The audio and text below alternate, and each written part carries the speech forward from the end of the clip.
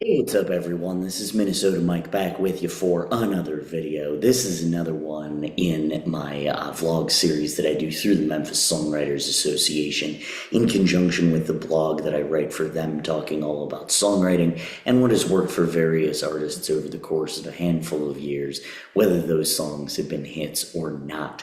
So, this latest kick that I'm on is called Won't You Show Me Everything You Know? And these are all songs that are about science, various disciplines within science. So I'll just go ahead and say it. This whole thing started because I wanted to talk about a Josh Ritter song called Truth is a Dimension, Both Invisible and Blinding. And Josh has some of the most dedicated but rational fans I've ever seen. They travel well, and they also know all the words to all of his songs, not just the ones from his full-length albums, but also from his EPs. And Truth came out on an EP of the same name back in 2022 and gained popularity, but I didn't listen to it until it appeared on his full-length I Believe in You, Honeydew, which was recorded in the great state of Minnesota at Pachyderm Studios in Cannon Falls. It's a terrific song that has a science theme to it, and it got me thinking about other science-themed songs. I already discussed Chemistry by Semisonic in my story songs slash example songs blog and vlog kick. And that's about the only parallel I can make to this song in terms of comparing scientific findings to love. So instead, I just went with the theme of science in general. So lyrically, we're gonna, like I said, talk about truth as a dimension, both invisible and blinding first. And the song starts off with a narrator who is fascinated by the stars, driving out to see said stars with his telescope. He says, I was driving with my headlights off, just stars for navigation, and adds he has my telescope, my notes, ham sandwiches, and coffee. Sometimes you must be all alone, and there ain't no way to not be. In the second verse, he reveals that his ex, Tanya, had left him for a man named Neil, so the stars are his survival and only companion.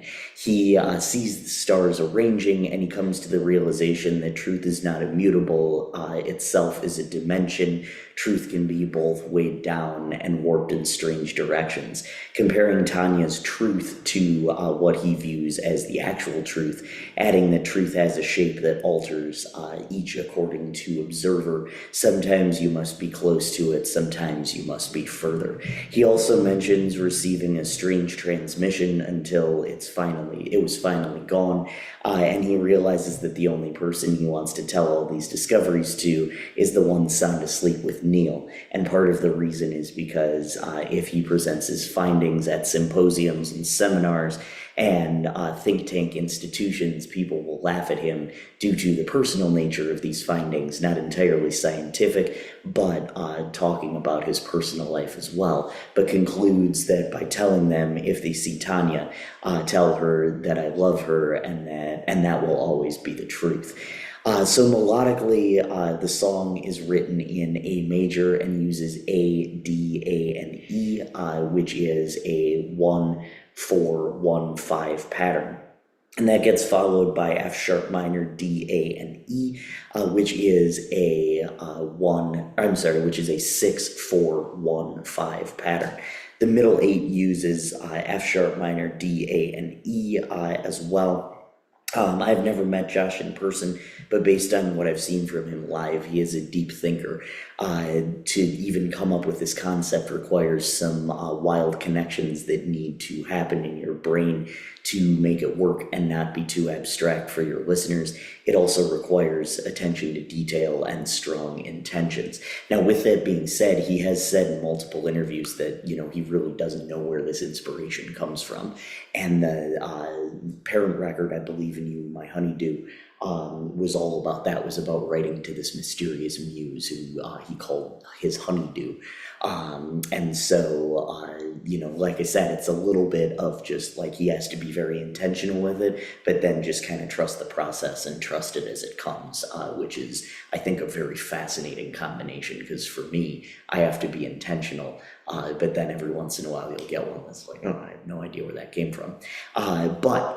Anyway, I bring up all of that in the melody section because, it's interesting because the end of the song is him presenting his findings, which shares its name with the title of the song, Truth is a Dimension, both invisible and blinding. In the narrator's mind, there is a conclusion, even though presenting the findings is really more of like, hey, this is going to raise more questions and will lead to more science and more tests and all of that stuff. Like I said, in his mind, it's a little bit of a conclusion. And yet when he's playing the guitar part, this is the only instrument in the song. Each section ends on the 5 chord after having played the 1 chord. The 1 chord, the tonic, gives us a sense of resolve. The 5 chord does the exact opposite. And so it's kind of that push and pull, and it makes perfect sense for a song about science. So sequencing these two things so closely shows how close the narrator is to getting it. It shows that he can come up with all the conclusions in the world, but there is no resolve, at least as to why he and Tanya aren't together, why she's with Neil, all of that. It's like my math teacher who used to say 0 divided by 0 is the second biggest mystery in the world, right behind why Angelina Jolie won't return my phone calls. Shout out to Mr. Lundell for that one. But the narrator figures out all of the science he can, and it fascinates him. What he can't figure out is why Tanya left him. And so, in coming to the conclusion about truth being a dimension both invisible and blinding, it raises more questions, and that's why ending each section on the 5 chord is such an amazing choice, because it fits very, very well with that whole idea. So structurally, the song uses almost exclusively verses. There are 4 verses, with the first one being twice as long as the others. Excuse me, this is a terrific choice, because it gets at the shock behind Tanya's leaving, drawing the parallel right away to being alone, gazing at the stars, and him saying that he likes stargazing alone, which is good because now he doesn't have a choice. The middle 8 breaks up the 3rd and 4th verse. I suppose I shouldn't use the term breaks up in the context of this song, but it breaks down his findings about what truth really comes down to. Finally, he realizes all of his findings mean nothing if he can't tell Tanya about them, and turns into kind of an if you see her, say hello situation. Of note, Tanya left the narrator for someone named Neil. I don't know for sure if that was intentional or not, but when I think of the name Neil, especially when it comes to science, I think of Neil Armstrong. If that was the idea to get us to think that way, it's even more of a dagger, because the narrator's interest is in the stars, and Armstrong would have had that same thing, that same interest, and that was the kind of thing that Tanya maybe didn't like in the narrator. So it's almost like the two people are exactly the same, except the important thing is that Neil isn't the narrator, and that really eats away at the narrator, and it's just what he's trying to figure out throughout the whole song, exactly where he went wrong, and that's basically it. So he comes to this conclusion about truth, but that, it can come out of nowhere, and everybody's truth is a little bit different. So it's a conclusion, but he's still very, very confused. And that's what makes it work so well. As you can tell, I am very excited about this song. I absolutely love it. I hope you guys do too. I could go on for a long time talking about this. I do want to add one more thing though, and that's that when I saw him play this live last year, flew back to Minnesota for a show, and people were kind of laughing, and I was kind of confused because it's a very sad song, even though the lyrics are kind of funny. But then I wrote a song inspired by it, and people kind of had the same reaction, and I was like, oh, I kind of get that. But it's a very kind of tragically funny song, maybe. But for me, I just think it's sad. But anyway, that is my truth.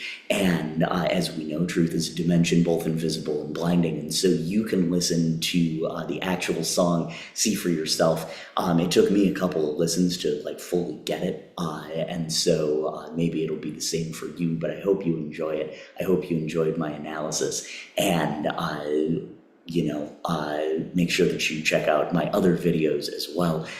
That, maybe a little less rambly, but I'm Minnesota Mike. Thank you so much. And also, in addition to all of my vlogs right here on YouTube, you can find all my blogs that go with them on the Memphis Songwriters Association website. So make sure you check us out there. And once again, I'm Minnesota Mike. And once again, thank you so much.